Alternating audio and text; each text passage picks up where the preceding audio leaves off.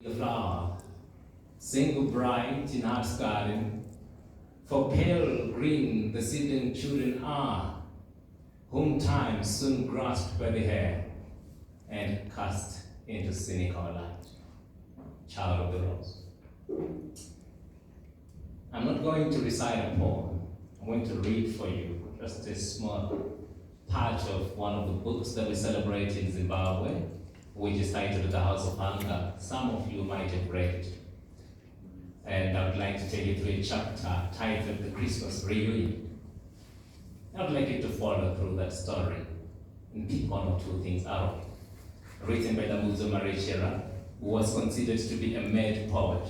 At one point, he was in Oxford, in Britain, where he studied after he was exiled from Rhodesia for organizing what was called the Pot and Pans demonstrations, calling for the removal of segregation at the University of Rhodesia, which is now the University of Zimbabwe. Suffered culture shock, Britain, dabbled into British literature, Russian, Chinese literature, refused to follow the syllabus, was declared insane, and then he was exiled back to Zimbabwe, where he became a street kid and he became the greatest person in Zimbabwe. In Africa, actually. In Africa. That's right, thank you. I had never killed a goat before, but it was Christmas. And father, who had always done it, was dead. He had been dead for 7 years. My sister, Ruth, could not possibly be expected to kill the goat. It was supposed to be a man's job. And mother was dead too. There were the two of us in the house, Ruth and I. I was on sabbatical from the university, and Christmas would, I had hoped, be a break from the book I was writing. But there had to be a goat to spoil everything. Actually, it was Christmas Eve, and that was the time of killing and skinning the goat. Everybody in the township would be killing their own family goat, while I tried to find an excuse to get out of having to kill the goat myself. I reminded my sister Ruth that a goat was a passionate creature, beloved of Pan, and how could I kill the beast in me? I said, myself a hardy, lively, wanton, horned and bearded ruminant, quadruped, if not in fact, at least in spirit. I had always been wicked. I was up there in the sky with Capricorn, I said. If all this is not convincing you, I said, what about all that important tropic of Capricorn, which seemed to make those who lived close to it vicious, nasty, spoiled, bloody boors, and in short, to kill the goat would be to disrespect a substantial part of the duties and interiorities. Besides, I added, I cannot eat what I have killed. Also, I was mere goat's wool in the general fabric of this great fiction we call life, and could not logically be capable of such a monstrosity as murdering a poor old goat. Imagine a large assembly of bloodthirsty Germans shouting jest at a terrified little Jewish boy. All this gross extermination of perfectly harmless but God-created gods seemed to me to be nothing but a distortion of what Christmas was really about, which was, well, we are Africans anyway, and all this nonsense about Christmas was a mere sordid distraction.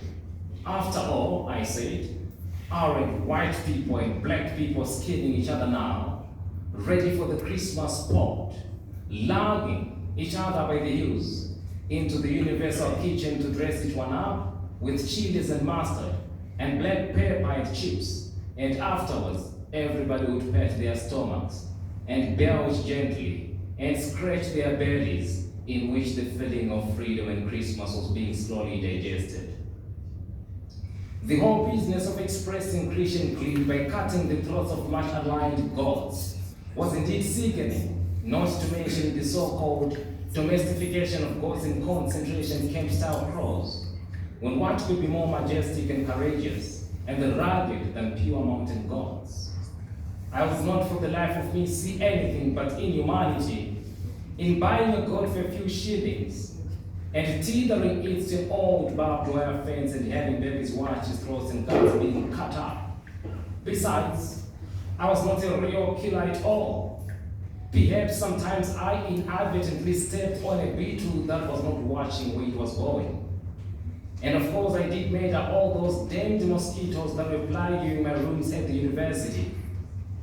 And that nasty fat fly, which so maddened me that I took a swipe at it with the heartbeat complete Shakespeare. I think I only grazed its compound eyes and chucked it into the waste paper basket.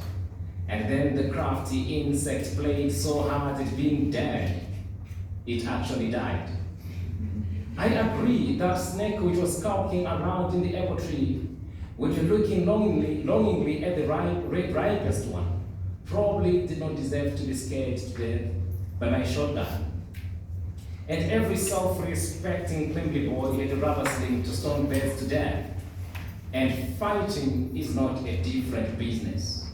You raise your fist at somebody that wants you a potential killer. There is nothing manly in that. This business about being a real man is what is driving all of us crazy. And we have none of it. There is nothing different between you and I, my sister, except what is hanging between our legs. And if you want to eat goat meat, then kill it yourself. If I'm supposed to become a real man in the twinkling of an eye by cutting the human throats of these human gods, then I don't see why you should not suddenly become a real woman by the same horrible atrocity. How can you ever possibly look any living thing in the eye after becoming a grown-up by cutting the throat of a living being?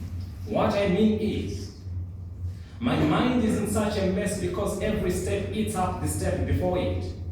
And what will this great staircase of everything eating everything else lead us to? Who wants to be the first step? And who will be the last or eating step? God? I know that God has probably exterminated a lot of cowering grass. And the grass itself ate up the salt and the water in the earth. And the salt and the water probably came from stinking corpses in the ground. And the corpses probably ate up something else. I mean, what the hell? At least we've got that within us which does not kill when all the bloody world out there is killing. Look, you are my sister, so do not rush me. At least give me a chance. This is not a guerrilla band from which a man cannot desert alive. It is not Ian Douglas Smith's army either. It is me, and I'm just God's wool that nobody can see. The way the God is staring at me is making me nervous. But that is natural. How would you stare at people who were in your presence, openly discussing the subject of doing away with you, skinning you and dressing you up so that you would not even be a corpse but something good to eat, which 1 hour later come out of their asses and be flushed away into a labyrinth of sewers? I know we cannot eat air or stone or fire, but we can at any rate drink water. But why do we have to eat and drink it all? Whoever created us had a nasty mind. How would you feel if somebody skinned you and then hung out your skin to dry and made a pair of shoes out of it? I mean, there's people out there who boil your very bones to make fertilizer. And if your bones are not good enough, they boil them again and make glue out of them and give it to little school kids to paste up their paper dolls. On a time chart that is supposed to explain how the human civilization worked out from the Neanderthal to the man. We're supposed to look at things the way a camera lens looks at you just before the shutter falls down. I refuse to look at things that way. They look at you the way you want me to look at that God. They look at you as if you're a potential meal. They would even digest your innards and fart you out and call it what? Progress. This one is coming from Damuzo Marriage from the book 1000.